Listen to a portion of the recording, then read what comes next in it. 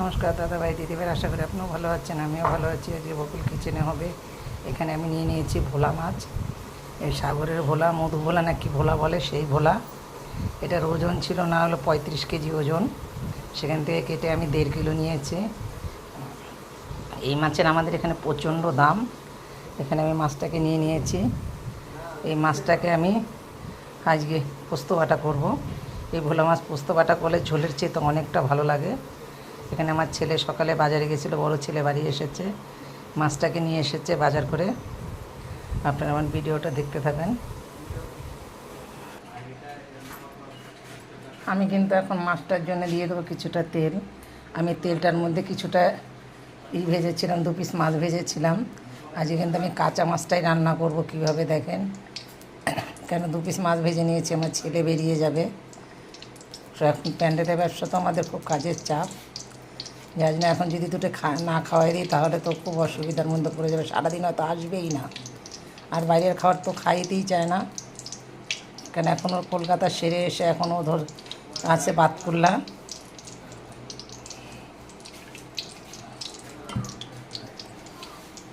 তেলের পরে আমি দিয়ে দেবো একটুখানি দারচিনি, 4-5টা লং দিয়ে দিয়েছি। তারপরে আমি দিয়ে দেবো একটু পেঁয়াজ কুচি।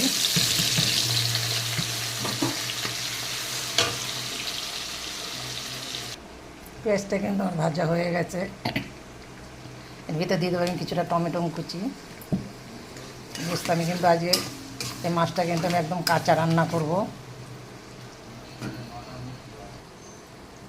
আমার টমেটোটা মজে গেছে। এর ভিতরে দিয়ে দেবো আমি কিছুটা আদা রসুন বাটা।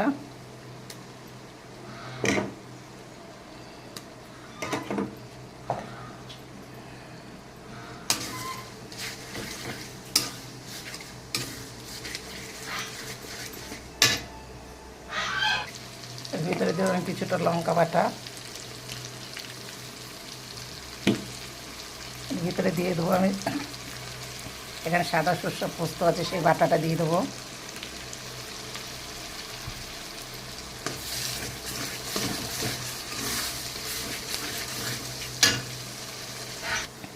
এর ভিতরে দিয়ে দেবো, দেখেন আমার মশলা কিন্তু ভাজা হয়ে গেছে, তেল উঠে গেছে। এখন দিয়ে দেবো আমি হলুদটা।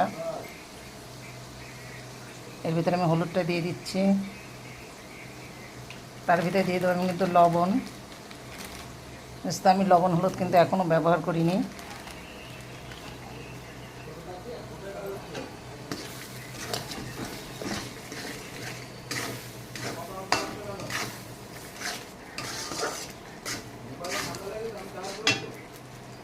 এখন এর ভিতরে কিন্তু আমি কাঁচা মাছটা দিয়ে দেবো। এই দেখুন, এই যে আমার কাঁচা মাছটা, এখন সম্পূর্ণ কাঁচা মাছটা আমি দিয়ে দেবো। এবার কাঁচা মাছটা দিয়ে আমি এটাকে ভালো করে একটু কষিয়ে নেব। আমি বেশি এটা নাড়াচাড়া করব না, কারণ একটু জাল দেওয়ার প্রয়োজন আছে। মিনিট 5-এর মতন আমি একটু জাল দিয়ে একটু এইভাবে দিয়ে আমি রেখে দেবো। পরে আমি আলতো হাতে নেড়ে নেবো। এখন আপাতত এইভাবে দিয়ে দেবো, বেশি একটা নাড়াচাড়া করব না, যেহেতু আমি কাঁচা মাছ দিয়েছি। এখন আমার মাছটা কিন্তু দেখতে পাচ্ছেন উপরে কিন্তু তেলটা উঠে গেছে। আমি কিন্তু এই ফাঁকে একটু আলতো হাতে কিন্তু একটু হালকা করে নেড়ে দিয়েছিলাম, একটু আলতো হাতে নাড়াচাড়া করে দিয়েছিলাম।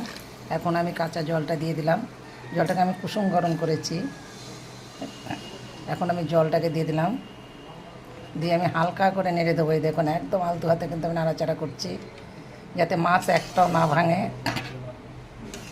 আমি মশলার ভিতরে 5-7 মিনিট দিয়ে কিন্তু আমি একদম হালকা করে একটা নাড়াচাড়া দিয়ে উল্টে পাল্টে দিয়েছিলাম হালকা করে। দিয়ে মাছটাকে আমি এখন জল দিয়ে এই যে হালকা করে কিন্তু নাড়াচাড়া দিতেছি। এটা কিন্তু এইভাবেই থাকবে। এখন 5-7 মিনিট ফুটে উঠবে, তারপরে আমি আবার হালকা করে নেড়ে দেবো। আমার মাছটা কিন্তু রান্না হয়ে গেছে। আমি কিন্তু 2বার নেড়েছি একদম আলতো হাতে। দেখুন আমার মাছটা কিন্তু রান্না হয়ে গেছে। এখন এর ভিতরে কিছুটা আমি দিয়ে দেবো ধনে পাতা। এর ভিতরে আমি ধনে পাতা দিয়ে দেবো কিছুটা।